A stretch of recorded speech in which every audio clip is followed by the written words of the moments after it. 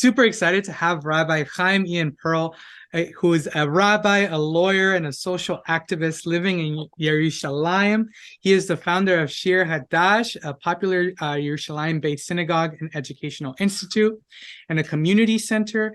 He is an expert in Israeli and Jewish environmental law.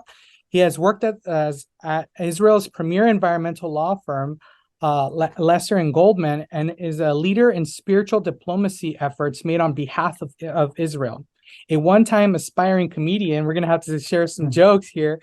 Rabbi Pearl received his ordination from Yeshiva University and holds law degrees from Hebrew University and an LLM with a focus in Mishpat Irving and the NYU School of Law.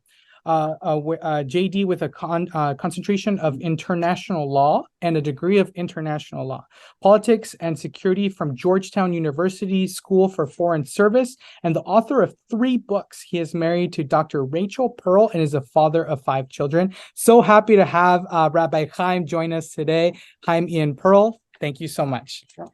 Thanks. It's nice to be here.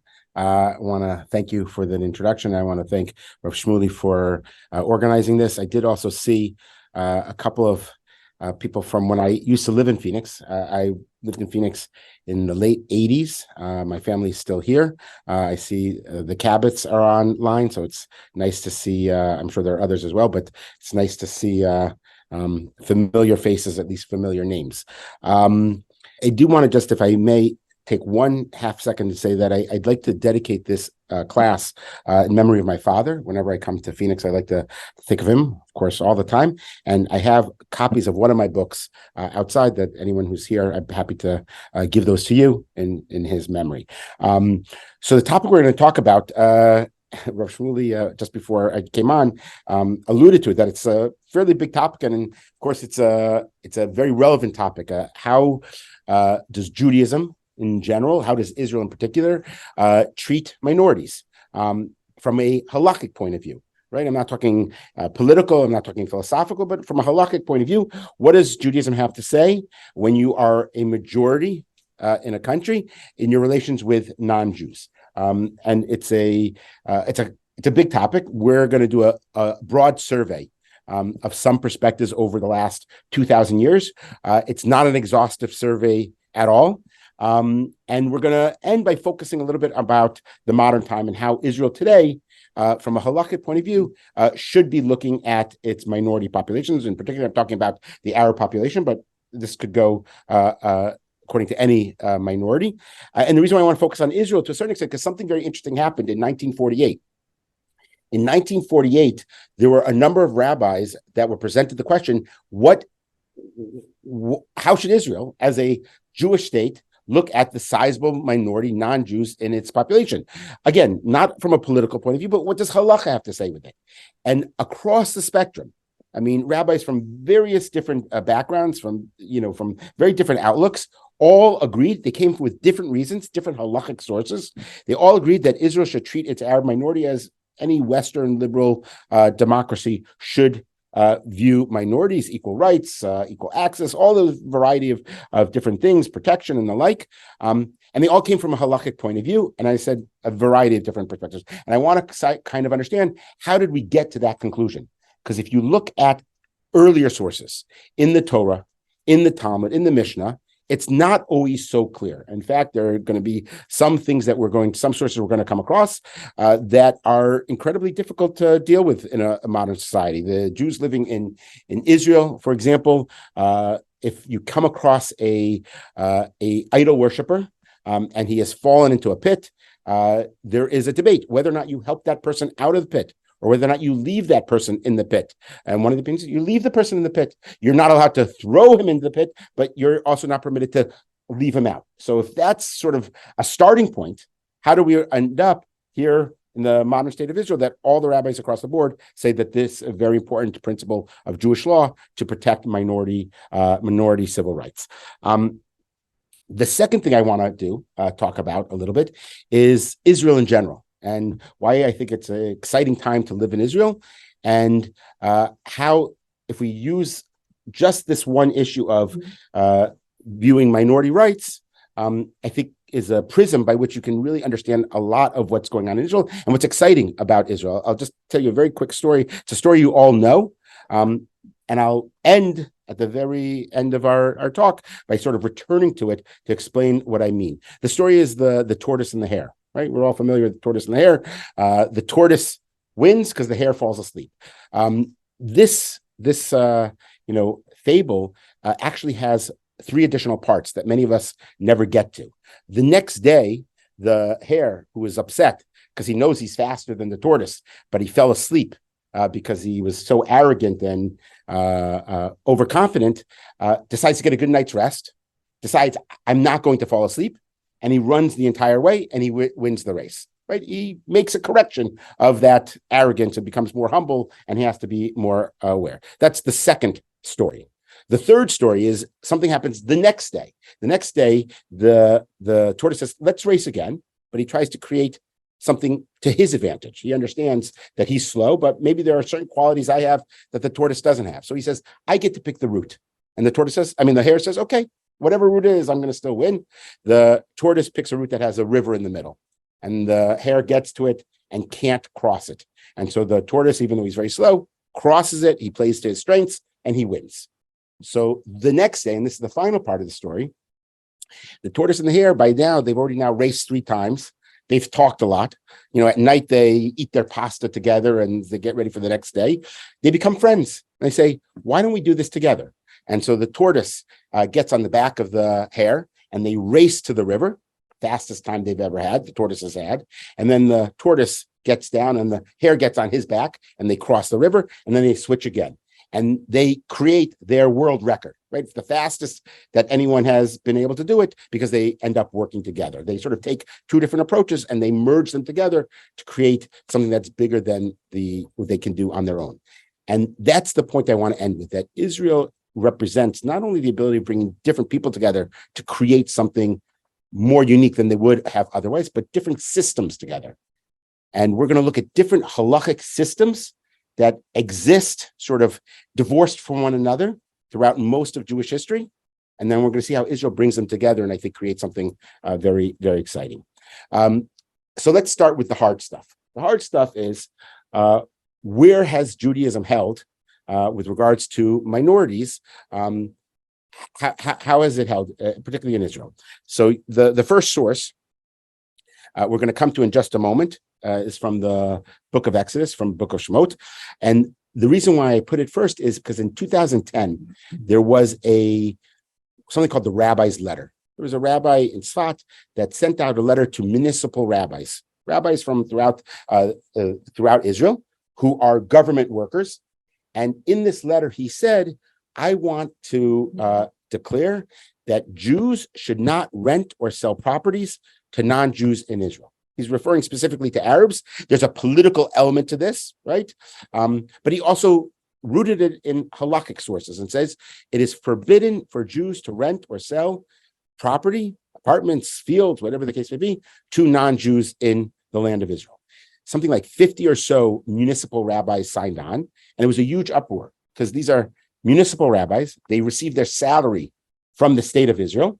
Okay, that means they're government officials, and they are condoning, right, a racist, certainly a discriminatory perspective. All citizens are supposed to be treated equally, and now they're encouraging people not to rent or sell properties to non-Jews, to Arabs in this case. And there's a huge uproar, but not one of these municipal rabbis lost their job. And what was their defense? What could your defense be if you're a government official and you say something like this? So the first defense was free speech. I'm allowed to share my opinion. I don't think that should be the case, but they had another source. They're rabbis, and they says, our job as rabbis, municipal rabbis as well, is to teach Torah. And what we're teaching is Torah. And they then quote this first source from the book of Exodus. The book of Exodus says, they shall not remain in your land, lest they cause you to sin against me, referring to non-Jews in the land of Israel, for you will serve their gods, and it will prove to you a snare. The Hebrew is lo yeshvu ba'aretz. You shall not allow them to reside in your land. It's an explicit verse in the Torah. There's another explicit verse as well in Deuteronomy that says you shall not lo tichonanan, you shall not give them chanaya, you shall not give them a resting place in your land. And therefore, the logic seems to be, you shall not provide an ability for non-Jews to remain in the land, and selling or renting property allows exactly that. So they had a biblical source for their discriminatory point of view. Rabbi Aaron Lichtenstein, who was the rabbi, he's passed away since, of the largest Hesder yeshiva, which combines army service and Torah learning together, wrote a scathing letter against them and said, do you realize what you're doing? First of all, you're causing an incredible rift in society. To the extent this gets out, it's going to, cause a society's already very, on edge, and you're adding kindling to the fire. But more than that, you misunderstand how Jewish law works. You can't simply cherry pick a verse here and a verse there. Halacha, making a halachic decision, is not legal positivism. Legal positivism is, just finding sources, boom, boom, boom, and now a conclusion. Halacha involves bringing in a lot of different sources as well as conflicting sources. So, for example, in this particular case, they quoted the source in the Torah. They also quoted, I didn't bring it here, a source, the Rambam. He says, well, what about other sources? The Ravid, who disagrees. The Ravid, for example, says, I should maybe add this as a caveat, a general topic. When we're talking about non-Jews in the land of Israel or in general, an important caveat is not all non-Jews are the same, just as not all times the Torah, the Talmud, or the Mishnah speaks about Jews, is it the same, right? Jews during a period of time when we are being oppressed, being hounded, right, being killed, is a different Jew than a Jew living in Phoenix, Arizona in the year 2023. Similarly, non-Jews are very different. If you're talking about non-Jews who were Ovdei Avodah Zarah, idol worshippers in the land of Israel, that means not just theologically idol worshippers, but also morally, which included, for example, people who sacrificed their children to Molech, right? So those is a different category than Jews, non-Jews living in, again, Phoenix, Arizona, 2023. And in fact, the sources themselves describe at least 7 different kinds of non-Jews. We don't have time to go into all of them, but they're worthwhile to explore. There's something called the 7 nations. These are the 7 original nations that lived in the land of Canaan when the Jews came in. There are those who are Ovdei Avodah Zarah, idol worshippers, which could be, as I just described, those are the followers of Molech, who would sacrifice their children. There are those who are the B'nai Noach, those who follow the 7 commandments of Noah. There are those, it's a term we'll come to a little bit later, that the Meiri created. The Meiri is a 13th century rabbi. He was living amongst Christians, and he worked with the Christians quite well and successfully, and he described them in Hebrew, ha'umot hagdarot b'darchei hadatot, civilized society, people who are a part of a religion that has rules and ethical standards, whether it's Christian, Islam, as well as others. That's a different category of non-Jew, not like the Romans who were chasing and hounding Jews. Maybe those are the ones the Talmud's referring to and says, maybe you don't lift them out. If you're being hounded and harassed and potentially killed by Roman soldiers, and you find a Roman soldier in a pit, maybe you don't have an obligation to bring out your potential murderer from there. But he says this is a different category with regards to these individuals. There are other categories as well. There's the Chasidei Umot Ha'olam, the righteous of the world, that you have an additional obligation. And then a final category, which we're going to conclude with, a Ger Toshav. A Ger Toshav is a resident alien, someone who lives in the land of Israel. A non-Jew lives in the land of Israel. And we're going to come back to that concept. So Rav Lichtenstein, if you'll jump back with me, right, in his scathing letter against the rabbi's letter that says you can't sell to non-Jews, says, you also don't understand how halacha works. You didn't quote the Ravid. The Ravid says this verse here, that they should not give them any land to reside, was specifically the 7 nations of the world, 7 nations of the ancient world that were of a certain category, not anyone of the other non-Jewish groups I just mentioned. The Tosfot also gives a different opinion of who we're referring to. The Gemara in Bava Batra says it's an economic dispute, not a theological. So Rabbi Lichtenstein says, first of all, you're not being honest in cherry picking, and that's not how halacha works. And then he says, and the real way halacha works anyway is that you bring in not just sources, but you bring in values, what he calls meta halacha. You find values not from the outside, not just grabbing whatever the modern day value is, but within the text, within the sources. You find these values, and that has to influence how you make a halachic decision. He says, and it's worthwhile to have that wider discussion of how you determine halachic decision making. He doesn't do that. But what I want to do is sort of pick up where he left off and say, how would we have this? How should values come in and play in making a halachic decision? So to do that, I want to jump back to 1965. 1965, something similar or parallel, I would suggest happened. There was a secular, I would say a provocateur by the name of Yisrael Shachak. Yisrael Shachak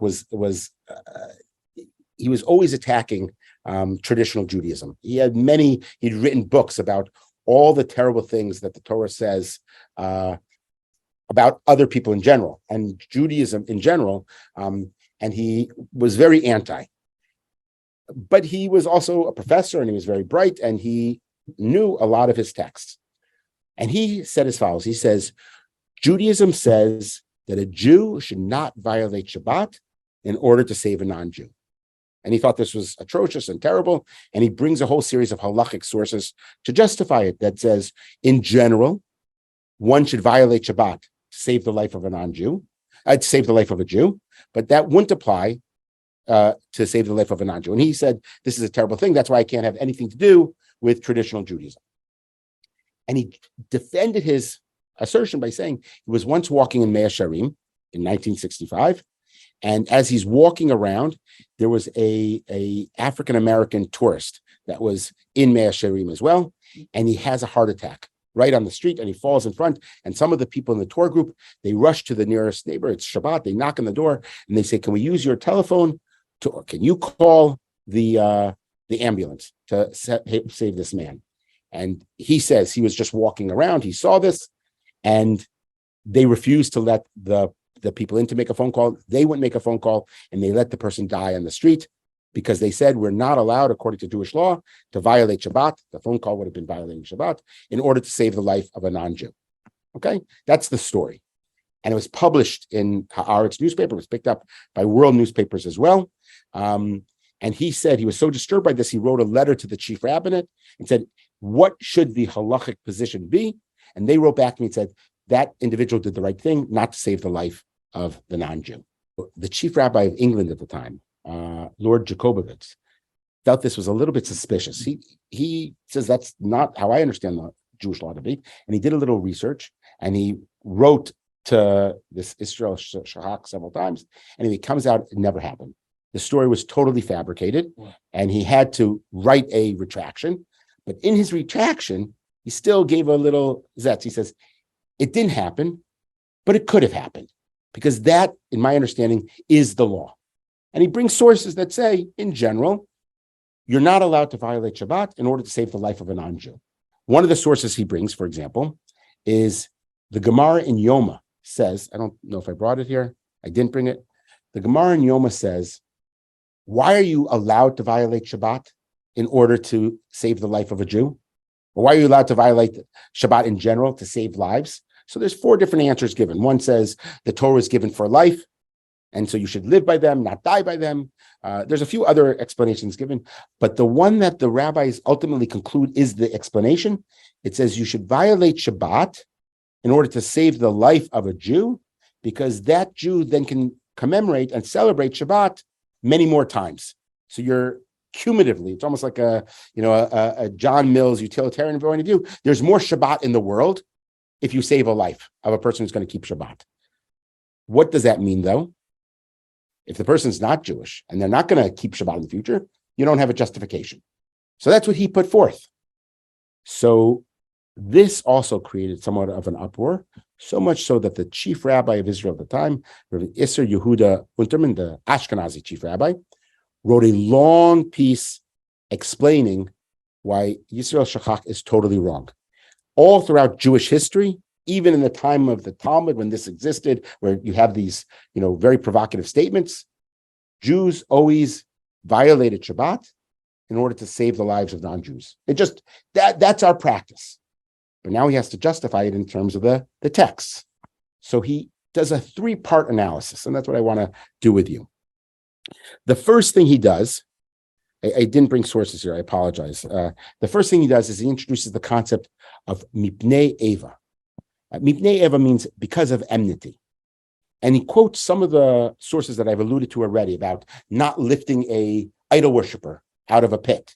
Or there's another one that says a Jewish midwife is not permitted to help bring in an idol worshiper, a non-Jewish idol worshiper. Remember, it depends which non-Jews we're referring to, but not permitted to help a idol worshiping woman who's pregnant bring her child into the world.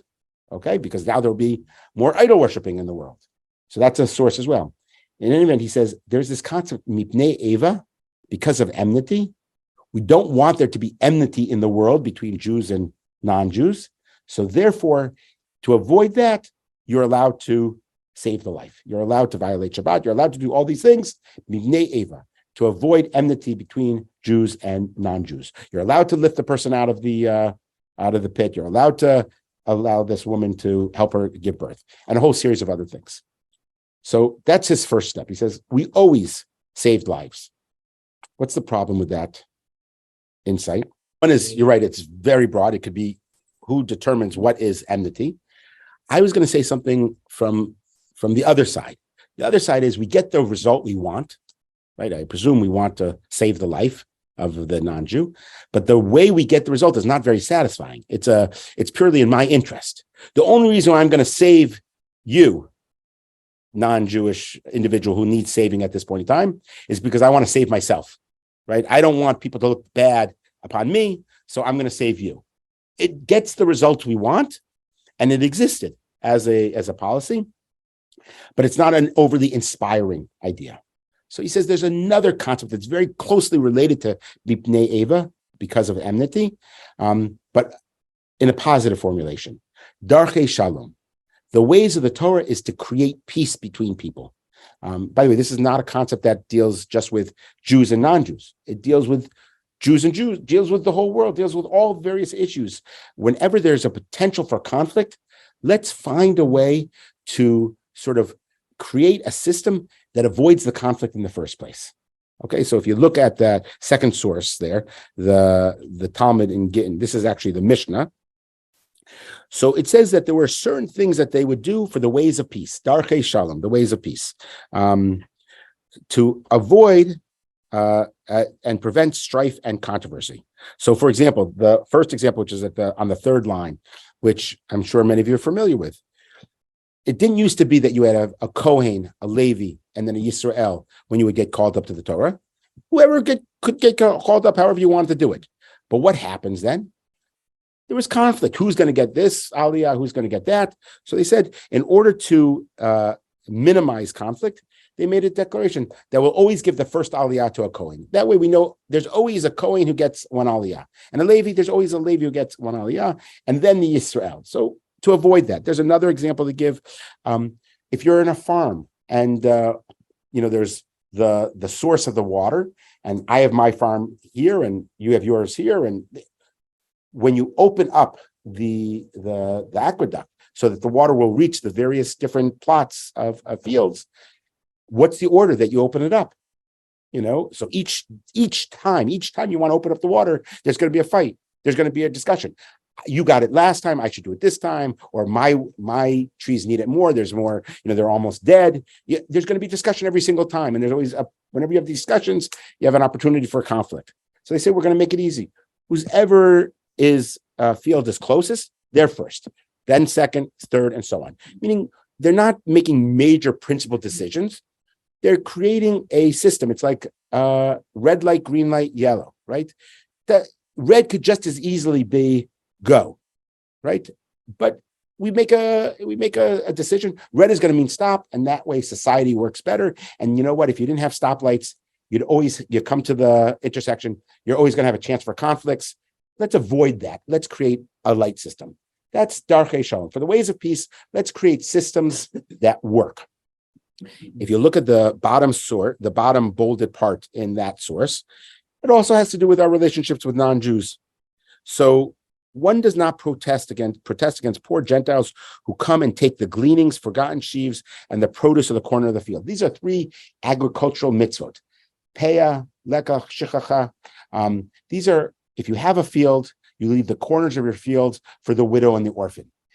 If you drop things as you're collecting, and you drop certain sheaves, poor people were allowed to pick up those sheaves after you. You're not allowed to go back. This is one of the sort of economic systems that Judaism is in an agricultural society in order to help the poor. It was specifically designed for the Jewish poor. Okay, that was to make sure you provide charitable sources for those closest to you, your fellow Jews, not for non-Jews. However, it says, even though they're meant exclusively for the Jewish poor, you do not prevent, if a non-Jew comes to collect the corners of your fields or the things that you dropped, you do not prevent them from doing it to create peace, to prevent any type of conflict. You don't do that. You create the system that creates peace. So I think this is a little bit more rewarding, philosophically speaking, than the Mipnei Eva, from enmity, right? We're doing it for a positive reason. Here too, we've always had this concept of Darchei Shalom, that you see the rabbis change the law, right? The law says it's only for the Jews. We included non-Jews for the sake of peace, okay? But here too, it's more principled, but it's not ideally, it's very similar to Mipnei Eva in the sense it's still for my benefit. I don't want to get into a conflict. I don't want to have a fight wherever I go. So it's still for my benefit. I'm going to have, my blood pressure is going to be lower if I create Darchei Shalom, ways of peace. And that's another way, though, however, of how the rabbis improved our relations with non-Jews through this principle. Rav Unterman says that's not enough. There's another understanding of Darchei Shalom. Darchei Shalom is not just a practical utilitarian principle. Darchei Shalom is what the Torah is all about, creating peace on a much higher level. So if you look at the next source, that's the Gemara explaining the Mishnah we just learned. And the Gemara expands and says as follows: the sages taught in a Braita, one sustains poor Gentiles along with poor Jews, meaning not just you don't refrain from not letting them collect the shikha. You give tzedakah to poor people, poor Gentiles, just as you would poor Jews. And you visit the sick Gentiles along with sick Jews. You bury the dead Gentiles along with dead Jews. It goes on and says you also give hespedim, you give eulogies. There's other sources that talk about elsewhere in the Gemara. It says you collect charity from non-Jews, right? That's already even though it sounds less positive, right? I'm collecting charity from non-Jews like I would collect from Jews, but it's actually including, right, a person in the community by saying, you're part of the community such that we think you should also help us support it. All this is done on the counts of ways of peace to foster peaceful relations with Jews and Gentiles. The Rambam goes on and says as well, these are all the ways of peace. And he says on the third line in the next source, God is good to all and God's mercy is on kol ma'asav, on all of his creations. All of God's creations includes, obviously, Jews and non-Jews. And the ways of Torah are ways of pleasantness and her paths are peaceful. Rav Unterman says, if you look at the next source, I'm sorry I didn't translate because his Hebrew is quite beautiful. Rav Unterman says that the Darchei Shalom that the rabbis were talking about is not a practical thing just to avoid conflict. He says that's what the whole essence of the Torah is. Abaye in the Gemara actually says, Kol HaTorah, Kula, the entire Torah is Darchei Shalom. The entire Torah is the way of peace. So if Torah produces a result that is somehow negative and is not creating peace or is not respecting, right, what Rav Unterman says, when the Rambam quotes and says in that same line that says we're supposed to show mercy on all of God's creations because God shows mercy on all of God's creations, we're supposed to emulate God. And just as God tries to love all of humanity, we should try to emulate God as well. And that value has to permeate every single halachic decision, meaning the way you keep kosher has to have an element of Darchei Shalom. The way you keep Shabbat has to have an element of Darchei Shalom. The way you relate to non-Jews, the way you relate to Jews, the way you do anything, Darchei Shalom is a meta halachic principle that has to influence all of our halachic decisions. There are, by the way, Darchei Shalom is not the only meta halachic principle. Rabbi Daniel Sperber has a wonderful book called Darchei Shel Halacha, where he lists a number of the meta-halachic principles that influence how we make halachic decisions. So, for example, there is the concept of kavod habriot, right? That showing honor to creation. There are certain things that would not be honorable. For example, if a newly married woman, all right, a bride, Yom Kippur is right after she gets married. On Yom Kippur, you're not supposed to wash. Right? That's one of the 5 prohibitions. You don't eat, you don't wash.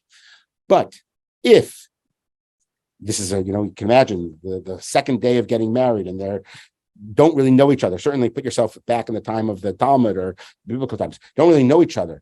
And she would feel uncomfortable, right? Not having washed, not having brushed teeth. She's permitted to do so, to honor her and honor the new relationship that was formed. There's another principle, darchei noam, ways of pleasantness. For example, the Torah, when it says we're supposed to have it doesn't say a lulav and a netrog. Right? It says it's a generic term, pre-eitz hadar, right? A fruit from the hadar, which we say is an etrog, and it also talks about some type of pond farm. Well, in Israel, there are 2 types of pond farms. One of them is the lulav that we use. Another one is very similar, but it has thorns coming out.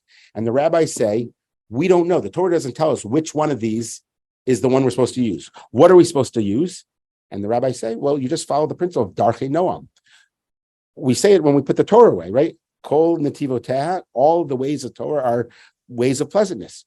If you have a choice between a lulav that doesn't give you cuts when you use it and a lulav that does give you cuts, obviously the Torah is referring to the one that doesn't give you cuts. There are other sources about taking care of the money of poor Jews, chasa amonam shel Yisrael, that the Torah takes pity on the financial obligations of a Jew. The classic example of this is when the Jews were commanded to bring a sacrifice for the Passover. It says, if you can't eat the entire sacrifice, you're allowed to share with other families. Well, think about it. If you're a poor person and you have to eat the entire animal by yourself, most of it's going to go to waste, right? And that means you've just spent an enormous amount of money to fulfill a Torah obligation. But if you could share with 3, 5, 10 other families, all of a sudden, there's a pity.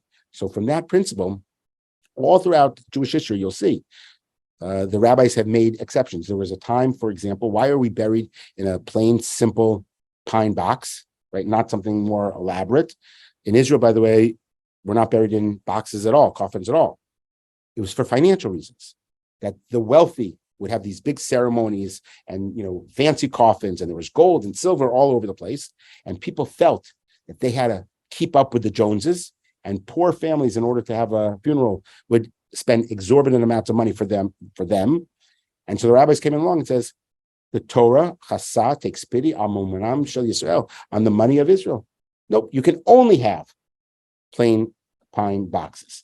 There are many examples. There are many other halachic principles, meta-halachic principles, that should influence how a halachic decision is made. And that's one of the things that I think Rabbi Lichtenstein, when he says this decision about the rabbi's letter didn't take into consideration these other halachic principles, this is what he is referring to. There's another sort of general, not a meta-halachic principle, but about how we look at text in general. There was a Yale University law professor by the name of Robert Cover. He wrote a famous law review article called Nomos and Narrative. He was talking about the Constitution, the U.S. Constitution, and he was talking about how he says every Decalogue has a scripture. Right? The 10 Commandments is not just the 10 Commandments. It's also influenced by the entire story of the Torah, the Jews leaving Egypt, God rescuing them as their slaves. That influences the 10 Commandments. And therefore, it's talking about the Constitution as well. It says the Constitution is one thing, but there's also a narrative. Nomos is law. Narrative is, well, what is the narrative? What was the history of the American people that should influence the Constitution? And then he gives example, interestingly enough, from Judaism. And so, for example, he says, you have to be sensitive to what the narrative says and not just what the laws say. All right? So think, for example, there is a law that says the firstborn male gets double portions in an inheritance. Okay, that's the law. Now think about the narrative about firstborns in the Torah, right? Who are some of the heroes in Jewish law or Jewish narrative, right? David is not the firstborn. Moshe is not the firstborn. Isaac is not the firstborn. Jacob is not the firstborn. Right? But we can keep going. You'll be very hard pressed to find a firstborn who is the leader. In other words, there's a narrative that sort of undermines the halacha itself. And what he argues is the narrative has to impact when you make a halachic decision. And so, for example, if there was a compelling need not to give the firstborn male double portion, so then you already have the justification for that in the narrative. So one of the most compelling narratives in the Torah is that we are all created, all of humanity is created B'Tselem Elokim, right? Every human, Jew and non-Jew, is created B'Tselem Elokim, in the image of God. So when you make a halachic decisions, whatever the halacha itself says, that has to be influenced also by the narrative of every human being is created in the image of God. So that's how halachic reasoning and thinking actually gets done, not just taking one source and then divorcing it from the rest of the narrative. Okay, so if you take this way of looking at halacha, I think you can come back to why Rav Unterman felt very comfortable to say Darchei Shalom justifies quite easily the actions of saving the life of a non-Jew, even if it requires violating Shabbat, even though there are potential reasons why you might not think that way. And that's why he dismissed Shachak. He says, you don't understand, the same way the rabbi's letter that says we can't rent out to non-Jews, Shachak, you also don't understand how halacha works at all either. There is this principal concept of Darchei Shalom. Okay, what I want to do now, though, I said I wanted to sort of connect this to Israel. The development of the concept of Darchei Shalom is something that developed in the diaspora, okay? It is something that has been developed over the last 2,000 years. I should add, there's been other developments as well. Just mention one that I've already referenced, the Meiri, the 13th century rabbi. He says the reason why you would save the life of that non-Jewish tourist is because the non-Jew today is not anything like what the Torah is referring to in the Torah. When the Torah is, they're talking about non-Jews who were harassing, who were killing you, who were worshiping idols, which were sacrificing their children to Molech. That's who the Torah is referring to. That non-Jewish tourist who's coming, spending money in Israel, who's part of another religion, who's part of a civilized society, who keeps ethics and morals, there's no correlation whatsoever. And so therefore, none of those laws would even apply. Rav Unterman mentions that as well. He says things have changed. So halacha also changes, but it's keeping the exact same values in that regard. So I said I wanted to sort of then talk about Israel. What I've mentioned up till now is, so for 2,000 years, this concept of Darchei Shalom, what I call Darchei Shalom plus, right, the second, the more principled value of Darchei Shalom, the Abaye who says the entire Torah, the meta-halachic element of Darchei Shalom, is something that developed in the diaspora. So now when Israel is being founded in 1948, and the rabbis have to make a decision of how should Israel, the modern state, view its non-Jewish populations, one of the great sources for them to rely upon is this concept of Darchei Shalom that has been developed over the last 2,000 years. So if you look at the second page of the source sheet, by the way, for those of you who do read Hebrew, and after the class, if you want to, I can translate. Rav Unterman's piece is really quite beautiful of how impassioned he is about the Darchei Shalom is essential to the understanding of Torah. So there were 6 opinions that I came across. It's based upon a paper written by a researcher by the name of Eliezer Haddad, the Israel Democracy Institute. So he says there are 6 different opinions that have been out there. The first 5 use more or less concept that we've at least touched upon in the last half hour or so. So, for example, the first opinion, Rav Shaul Yisraeli, he says the reason why Israel has to be like any other state is because we have to be. In other words, if Israel declared in its Declaration of Independence and said, we are not going to give equal rights to the sizable Arab minority, so the UN would not vote for Israel to become a state. And so therefore, not to create enmity amongst the nations of the world, which would then hurt us because we wouldn't then be allowed to establish a state, we should make sure that we enshrine in the Declaration of Independence equal rights for all people, Jews and non-Jews alike. That's the first opinion, which is basically very similar to the Bnei Eva principle. He says, when the Jews are not strong enough, we have to follow that path. The problem with that opinion, of course, is if Israel ever becomes strong enough, maybe it's not obligated in the same way. And that's why Rav Herzog, I think this is the grandfather of the current president, Rav Herzog. So he says, he adds, both he and the next one add to what Rav Shaul Yisraeli just says. Rav Herzog says, listen, when the state of Israel was founded, we found it as a partnership, right? It's the UN helped found the state of Israel.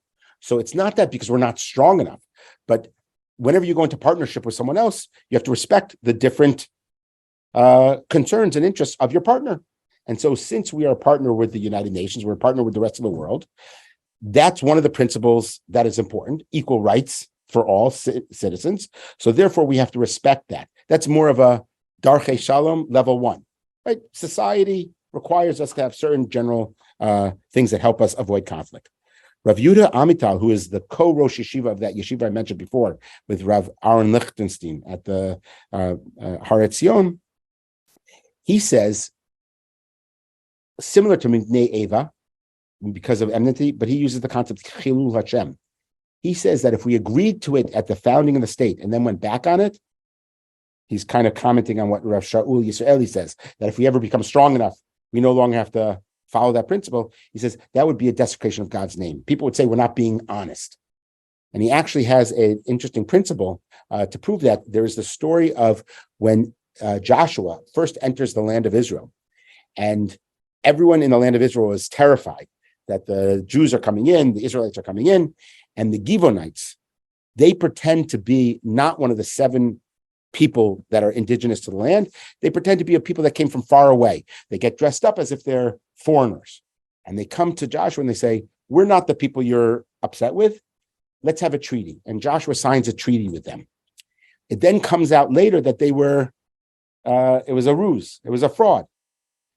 At this point in time, Joshua nevertheless respects the treaty that they made. And the Rambam says on that, because even though they're in the right, Joshua could have been right. He says, you tricked us. We're not being dishonest. You're the ones who are being dishonest. But the rest of the world may not view it. They may not know the nuances of how the treaty came into being. So even when you're in the right, if the appearance is that you will be being dishonest, you have to protect the appearance nevertheless, because people will ascribe that dishonesty to God. And so therefore, it would be a desecration of God's name. So Rav Yehuda Amital says, also, we have to make sure to protect those rights. Rav Unterman, who we've already quoted, and Rav Uziah, who was the Sephardi chief rabbi at the time, they say, no, we don't have to do any of these mental gymnastics. You have to have equal rights because of Darchei Shalom plus.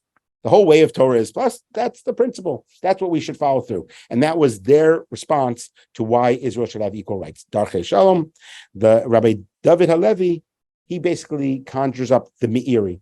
The Meiri, if you recall, is the one who says Jews, non-Jews of today don't have any resemblance to the non-Jews that the Torah is referring to. And so therefore he says, none of this is relevant. Of course you give equal rights, because all the prohibitions and all the negative things that were in the Torah and the Talmud were referring to people who were murderers and thieves, and that's not the case today. So therefore it's no longer applicable. Okay, so those are 5 different opinions. The 6th opinion is the one I want to sort of conclude with. That's the Ger Toshav model. This is not a diaspora model. Everything I said up to now was ideas that were developed in the Talmud, which is diaspora, and subsequent sources. The Ger Toshav is directly from the Bible. It doesn't refer to non-Jews that live outside of the land of Israel. It refers to non-Jews that live in the land of Israel. And it is exclusive to them and not at all relevant to people, non-Jews who live outside the land of Israel. And the Torah says you have one standard for the stranger and the citizen alike. That stranger is the Ger Toshav, the one who lives in your land. And you hold him like a resident alien. The Torah says you let him live by your side. You do not exact from him advance or interest, right? The same way you don't do to Jews. And you live by him as your kinsman. You treat him the same as you would treat a Jew, because he has rights. He has citizenship rights almost as a Ger Toshav. There are a number of other sources that refer to all the different obligations you have to him. If you look at the source below, Nachum Rabinovich, who was the Rosh Yeshiva of a Hesder Yeshiva in Ma'ale Adumim, he says the ger toshav, like the fugitive slave, is entitled to more than just admission to the country. To both applies the mandate of the Torah: he shall dwell with you in the midst of you, in the place that he shall choose within one of your gates, and as it pleases him, you shall not vex him. And he goes on to say, this means you have an obligation to provide economic assistance to him. You have to make sure you can't put him like in the far parts of the country. You have to make sure that he's in the center part of the country so he can have economic opportunity. You have to provide health care. He goes a whole list of all these obligations you have from the Torah, not because you're being nice, not because you're enlightened and you believe in universal values. The opposite, you believe in the Torah, very parochial values. But you have an obligation as a ger toshav because that's what exists. The question is, who is a ger toshav is a big question. We have to explore it, but I don't think we have enough time. The only thing I would say, generally speaking, is there are three different opinions in the Talmud. And I think the source is there. The Talmud of Avodah Zarah down below if you want to read it more in depth. Rabbi Meir says, anyone who's not an idol worshiper, who lives in the land of Israel, is a ger toshav. The sages say, no, he has to follow the 7 laws of Noach, and the Acharim, others say no, they have to almost be Jewish, meaning they have to keep most of the mitzvot, just a few that they don't end up keeping. There's these 3 different opinions. Most people are of the first 2 opinions. A ger toshav has to either follow the 7 laws of Noach, or just at least not be an idol worshiper, which is a very low bar. If you think about it, whatever it is, Rav Kook says the people who live in the land of Israel today, primarily Arab Muslims, but also Arab Christians, although there's an argument about that. But again, that's not with Rav Kook, but with other sources. They say, since they are part of societies that follow general ethical principles, they are ger toshav. So according to Rav Kook, the minorities that live in the land of Israel today are ger toshav. There's another argument. Again, I don't want to get too in depth. The question is whether or not you have to affirm that you are ger toshav. If you are a non-Jew living in the land of Israel, do you have to say, I am a ger toshav, meaning do you have to come to a Jewish court and submit, or just by default, you automatically are? That's what Rav Kook's opinion is. Just by default, you don't have to do anything. If you're part of, if you're a Muslim, if you're a Christian, you're a ger toshav. And then once you hit that standard, all these benefits accrue to you. What's the difference between you be a ger toshav and darchei shalom? Like, which is the better principle? What is the better way of viewing Jewish and non-Jewish relations in the state of Israel? What are the differences between which way you hold? So I think you could see on different ways. One is darchei shalom is a more universal sort of ethical principle. Ger toshav is very limited to Torah. It also, ger toshav is limited in who it applies to. It only applies to people living in the land of Israel. It doesn't help you if you're traveling in America, how you view non-Jews in America. There are legal benefits and lack of benefits. Right? We have these 2 principles of how you gain citizenship in the world, right? There's jus soli, which means a land of the soil. If you're born in a place, you get citizenship in that place. And then there's sanguinis, which is blood. Jus sanguinis, which is if your parents were of a citizenship, you get their citizenship. In 1961, the UN has stated that its preference is primarily for the former, that it's territorial law is what we prefer, because that's how you avoid stateless people, right? If you only get citizenship from your parents, if your parents are not citizens and you're born in a place, you're stateless still. But the US, of course, has both principles to avoid statelessness, which is one of the goals of joining both. So ger toshav is a territorially based. It's actually very enlightened for its time compared to 1961 is when the rest of the world comes along and says there's a benefit to being territorial state citizenship. There is another difference. I put some of the various differences down below. So one is an Israel model, one is a diaspora model, one is citizenship rights versus human rights, right? Darchei shalom is viewing a person as a human being, whereas ger toshav is viewing them as a citizen. Now, on one hand, we want to view everyone as a human being, of course. On the other hand, let's say you're a soldier who is not well versed in, Hume and Rousseau and the rights of individuals and things along those lines. But you are well-versed in, you have obligations to citizens. So the Ger Toshav model might be a better way to make sure that that soldier treats that non-Jew because he has an obligation to him as a citizen, as opposed to, I have to think philosophically, does he meet certain standards? Is he an idol worshiper? Is he this? I don't have to do those things. Another, I think, important related distinction is the sense of obligation. The same author that I mentioned before, Robert Cover, he says that Judaism uses the language of obligation more so than the language of rights. So, for example, and he then uses he's having discussion about American law. He says, there is a law that every individual has a right to a good education. But then the fighting begins. Who's responsible for paying for that obligation, if that education? Everyone says, the state says, it's not mine, it's the federal obligation. The federal says, no, it's this local. And at the end of the day, the people don't get the proper education. He says, that's the language of rights. He says, I believe in rights. I believe in civil rights, human rights. I love rights, and we should expand the notion of rights. But Judaism says, rights don't always accomplish what you want to accomplish. Obligations do. So what does Judaism say? It is the obligation of the parent to teach the child. Okay, now if the parent can't teach the child, he has to hire the community to do so. But it doesn't start by saying the child has a right to education. It starts by saying the parent has an obligation. And then you've already solved the problem of who is going to provide. And he goes through a whole list of other types of rights and how sometimes if you use the language of obligation, you actually accomplish something better. So here too, Ger Toshav is an obligation on the state of how it treats its citizens. Whereas Darchei Shalom is a right that a person has to be treated a certain way. There's much more I think we could say along those lines, but I want to at least be able to conclude with fulfilling the promise that I said, which was the tortoise and the hare, about how you sometimes do things together and you get something richer. So if I can just for a moment, Pirkei Avot, Ethics of the Sages. Right? We're familiar, I think, with a lot of the teachings there. One of the most famous teachings there is, right, we sing a song, right?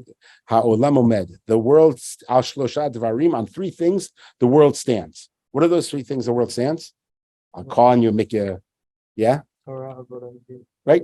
Torah, study of Torah. Avodah, which it could be prayer, but it's also connected to what took place in the time of the temple, like the temple worship service. And Gimilut Chasidim, acts of loving kindness. I should point out the Gimilut Chasidim actually has specific acts of loving kindness. Feed the poor, right? Bury the dead, visit the sick. Okay, meaning there's specific ideas that are mentioned. It's not general as we think. It's more curtailed. At the end of the first chapter, now this you get bonus points if you get this. At the end of the first chapter, Rabbi Shimon ben Gamliel, that first opinion was Rabbi Shimon ben Shimon HaTzadik, Simon the Just. At the end, Simon, the son of Gamliel, says the world is kayam, exists, or some people translate it as is maintained on three things. And he says three different things. Do you remember those three different things? He says justice, emet, truth, and shalom, and peace. What's the difference? Is it Torah, Avodah, Gimilut Chasidim, or is it justice, emet, truth, and peace? It's both. Of course, right? It's always got to be both. But what happened in between? Like, there's a 300-year gap between Simon the Just and Simon the son of Gamliel.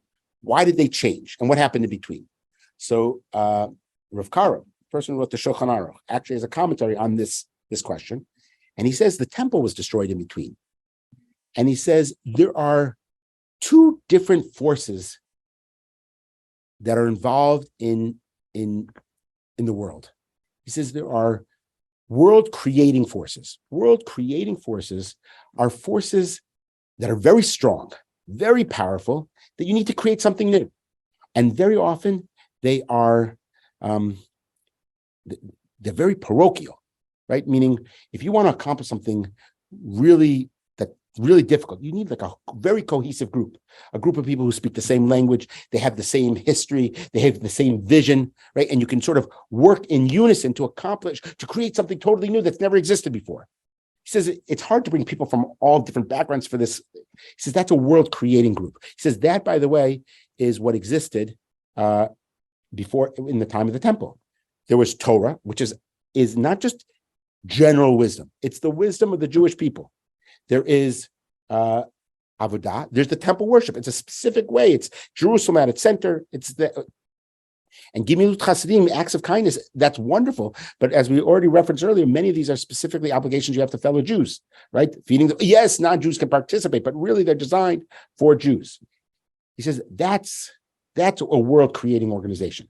Simon the Just, after the destruction of the temple, and now you're beginning to have Jews being exiled, so how do you maintain the world? So now you have to sort of translate those very unique, specific parochial values in a way that can be translated and understood by other people who don't share the same values.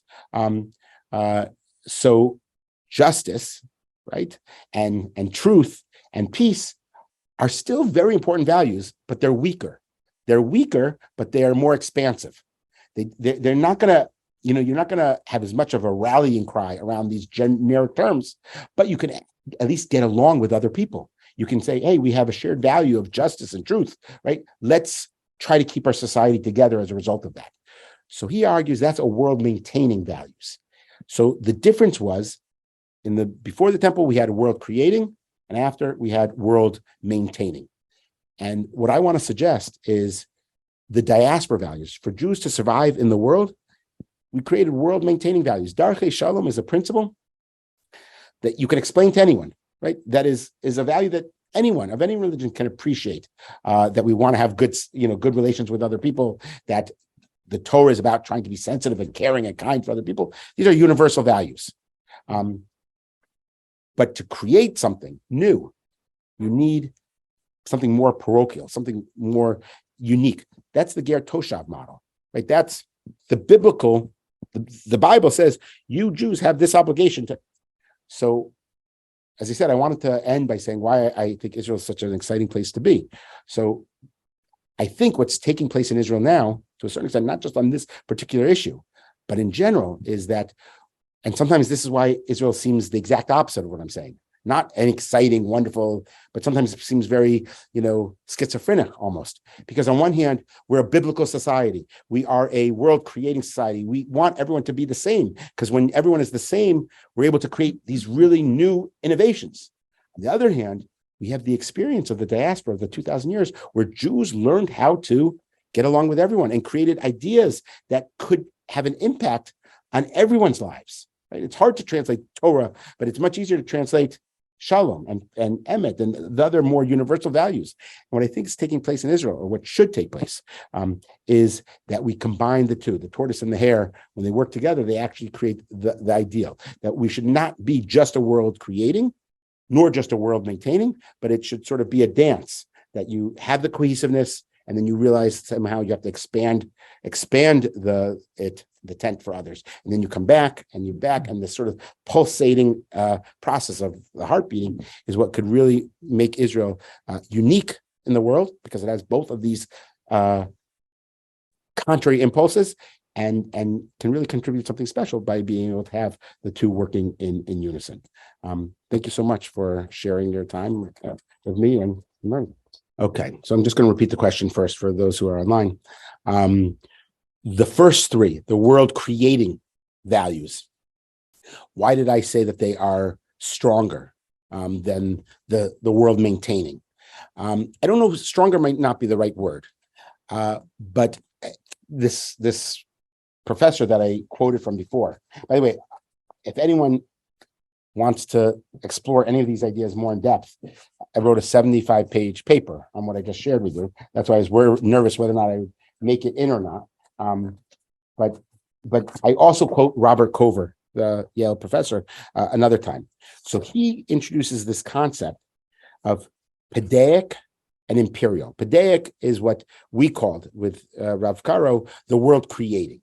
And he actually, connects it to the Greek society. So I'm just going to read how he describes it. I think we give a better sense. Stronger is perhaps not the right word, but effective at creating, I think is maybe a better way. He says, a Pedaic society, a common body of precept and narrative, right? We have the same narrative. Going back to the other point I was talking about previously. You come into a room and you can talk about the Exodus.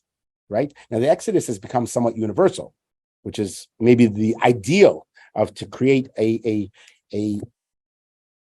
narrative, a unique narrative, and make it as broad as possible. Just as an aside, but I think it's an important aside. I once read a book about Bruce Springsteen. Now, those of us who can't sing, right? We don't sing Bruce Springsteen, we read books about Bruce Springsteen. Okay. So Bruce Springsteen, he writes that he always wanted to create the perfect universal song, the song that speaks to the heart of everyone, right? And he said he was always struggling to write it, and he could never just get it. And one day he was on tour, and he was in Tokyo, and he's playing his music, and he's looking out around the crowd, and there's like tens of thousands of people wearing T-shirts that say Route 9 on it. Now, Route 9 is from Teaneck, right? Is a route in New Jersey. And all of a sudden it hit him. He'd been writing about what he knows, New Jersey, life in New Jersey, a very parochial story.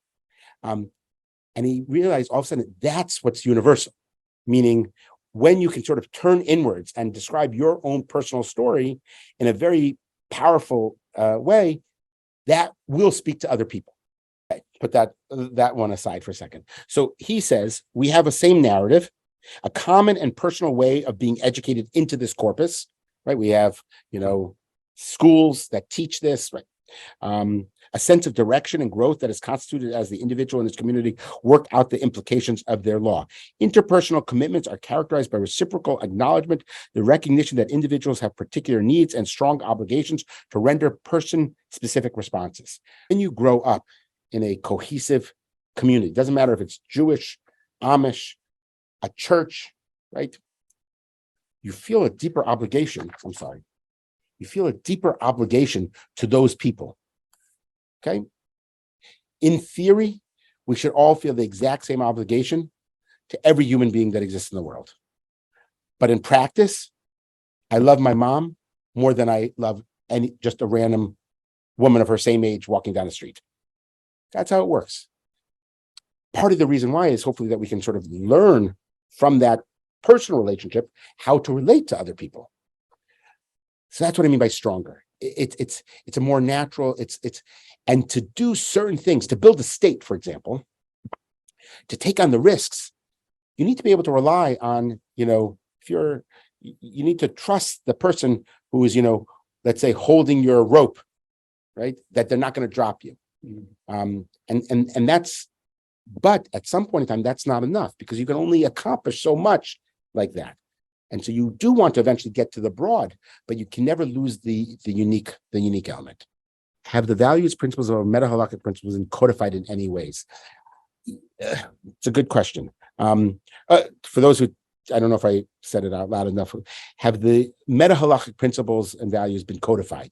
So it depends what you mean by codified. Like the Rambam doesn't necessarily have a book of one of his Mishnah Torah, which is all the laws. Although he does have a few principles that he speaks about in the very beginning, in the Yesodei HaTorah, the foundations of Torah, in the book of Mada, the book of knowledge, he describes things. More so, he describes them, I think, in the Mor Nevuchim, which is not a book of law; it's a book of philosophy, and that's part of the problem, is that once you codify things, you limit them. And once you say, this is the law in black and white, you've taken away the ability of interpretation, which is what's required in order to apply. Right? I can't just say this principle of, let's say, let me say something different. Okay, I'm going to. How is it becoming the meta-halakha? So all these principles exist in the Torah, meaning they're not, I would say, right? It's not. No. All the laws. All the meaning. So again, we're using okay. So we have two different sort of sources of this meta-halakha. One is the narrative of the Torah, right? When you read the Torah, you get a sense, right, of what's important. I mentioned like created in the image of God. Those ideas are expanded upon in the Talmud, absolutely. You then also have specific general legal principles that are mentioned. I mentioned, for example, the Torah law of that you can spend money, right? You could share. that you can share. You could share that one sacrifice amongst many. Now, it's up to the Talmud to learn that out as a meta-halachic principle. Not the Torah itself doesn't say this is a meta-halachic principle. The question is, I think, if I understand, if I can project into what the questioner is asking, is we want black and white. Black and white is helpful to tell us because then I can wave it and say, here it is. But it's the result, meaning you have to be well-versed in the entire Torah. You have to be well-versed in the Talmud, and you get a sense of what's right as a result of that experience. It's not a foregone conclusion. And it's the interplay between the black letters of the law and the white. They talk about, the Kabbalists speak about, when you look at the Torah, there's the black letters and there's the white behind it. The white is also letters, right? The white is the interpretation, but they interpret many interpretations, but you how do you interpret? The interpreters have to rely. I'll give you one example that I understand. Okay, so just to broaden the conversation, if you have many different interpreters, how do we resolve? So first of all, there is a wisdom in the crowd, and there is the wisdom in the ages, right? Meta-halachic principles that have survived for 2,000 years, there's a wisdom in that, okay? Also, I should point out, and this is what something that Berkowitz, I'm drawing a blank on his, Eliezer Berkowitz writes, because he's one of the ones who promotes this concept of Darkei Shalom as well as others, is that you have to have the sources for your interpretation, and the sources have to be from the inside, not from the outside. If you're bringing sources from the outside, already it's not a meta-halachic principle. We have enough from the inside. I want to add one thing that Rabbi Sachs says to the first questioner. So he says, the Torah is a different moral system than the Greeks, for example, or others. They codify their laws. It's very clear, right? How does the Torah codify its laws? Through stories, law and stories.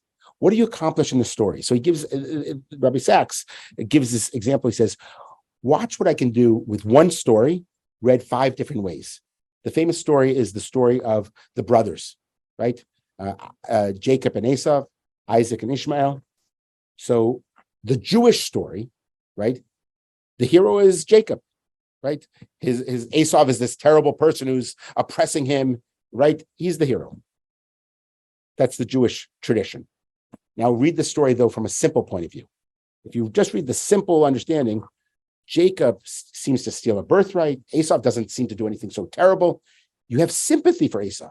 When Ishmael, right, is exiled by Abraham, and he's in the desert, and he's crying out, his mother's crying out for water.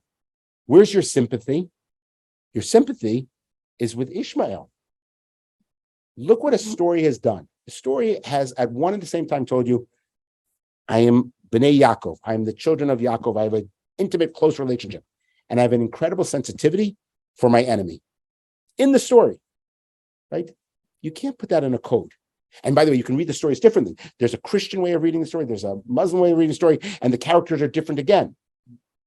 And so, and by the way, we know the story is important because there's only one reason why Abraham is, the Torah explains why Abraham is selected as the recipient of God's message. There's only one. It says, because he will raise his children a certain way, as the role of a father. How does Abraham look at his children? How does Abraham look at Ishmael? If only Ishmael would follow my ways. He has a tremendous amount of love for Ishmael. He is crushed when he has to exile him. So when you read the story, you get so much more nuance. And the moral grandeur of the story enables it to have a much more power, and you can hold 2 competing ideas at the exact same time, which a code by definition does not allow you to do. A code by definition says this is the one way, but it's all within the text. It's all within the text and the interpretation there. Right. Rabbi Pear, thank you so much for joining us today, virtually and in person. That was a real treat for us. And thank you so much for sharing your learning with us. I hope everyone can hear me okay. in the room there. I just want to let everyone know about our next class, which will be on Thursday at 1 p.m. Pacific. And that'll just be a virtual class. We will be hosting Dr. Amy Jill Levine and Dr. Mark Bretler for their talk, Reading Matthew from a Jewish Perspective. So we hope you can all tune into that as well. And thank you all again for joining us today.